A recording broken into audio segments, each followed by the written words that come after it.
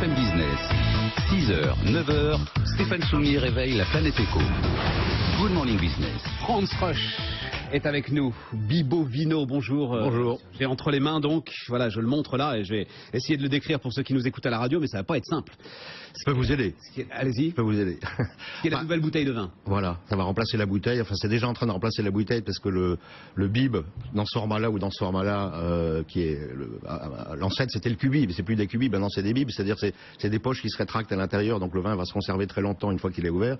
Ça a déjà pris 40% du marché du vin. Donc là, en 20 ans. J'ai un cylindre de carton voilà. entre les mains. Si on fait un mauvais jeu de mots, on dit c'est un biberon, mais il y a aussi des bibs carrés. Voilà. Et à l'intérieur de ce cylindre de carton, j'ai une poche sous vide. Une poche sous vide avec le vin qui va, au fur et à mesure où on va tirer le vin avec le robinet qui est anti-retour, le vin ne va pas être au contact avec l'oxygène, et au contraire d'une bouteille qui au bout de 2-3 jours va être foutue, le vin va se garder pendant, on va dire, plusieurs semaines, voire plusieurs mois. Vous me dites que j'ai un Saumur Champigny de première bourre. De première bourre, ouais.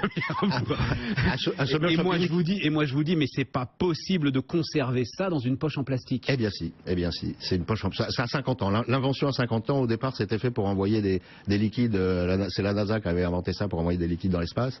Ça a été... À aucun moment, ça ne va dégrader. Au contraire, c'est que l'oxygène ne rentre pas. Et donc, le vin se garde beaucoup plus longtemps dans une bouteille.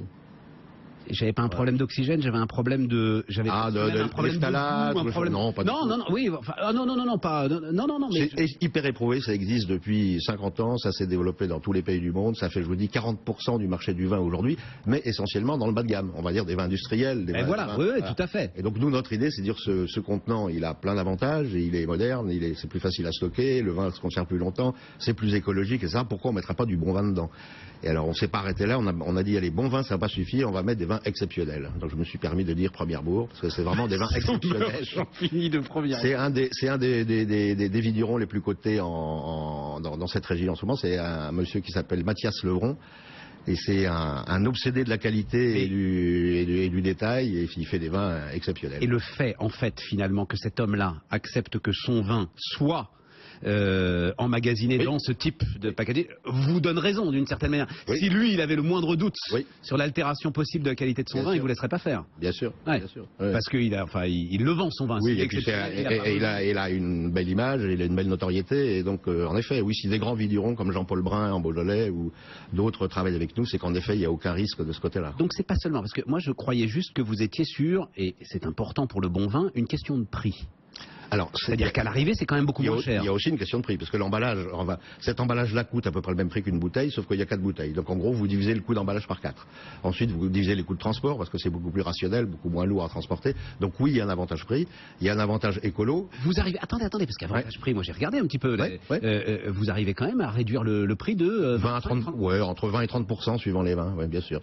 C'est considérable. Oui, il faut le faire. Ça, c'est la bouteille, le coût de transport. Voilà. Et le fait qu'on achète le vin directement au vigneron et qu'on passe pas par des intermédiaires. Donc il y a les deux. D'accord. Vous étiez en train de dire autre avantage. Oui, autre avantage. Donc tout alors, sur la dégustation, l'oxygénation, etc. Le bilan carbone divisé par 8 par rapport à une bouteille. Une bouteille, excusez-moi, messieurs les verriers, mais c'est un crime écologique. On fait fondre du sable à 1800 degrés pour faire une bouteille. Et ensuite, ça pèse lourd à transporter. Et donc là, admettez qu'elles sont parfois magnifiques. Elles sont parfois magnifiques, bien sûr.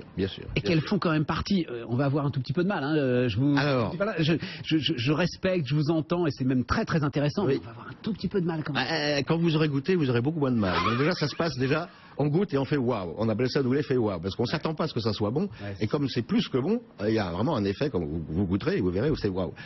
Et si on parle de la bouteille, alors on dit le vin ça peut être que en bouteille.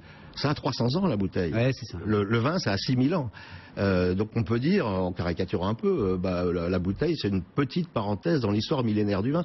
Quand au château Aubryon, je crois que c'était fin 17e, début 18e, a décidé le premier de mettre son vin en bouteille, ça a dû rigoler dans les chaumières en disant mais qu'est-ce qu'il fait ce gars-là, il met du vin dans des flacons d'eau de Cologne, alors que le vin c'est forcément en tonneau. Et ils avaient tort.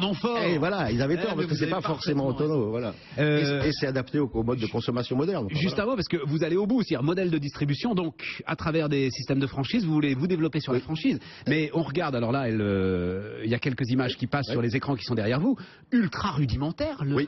Oui. Le magasin, le magasin, on empile les cubis, voilà. alors on va plus dire les cubis, on va dire des bibs, bag in box, les bag in box, basta. Voilà, et c'est le produit qui fait de la déco. On ne dépense pas de l'argent dans des belles décos avec de l'aménagement qui en jette, c'est le bib qui est habillé en vedette, quoi.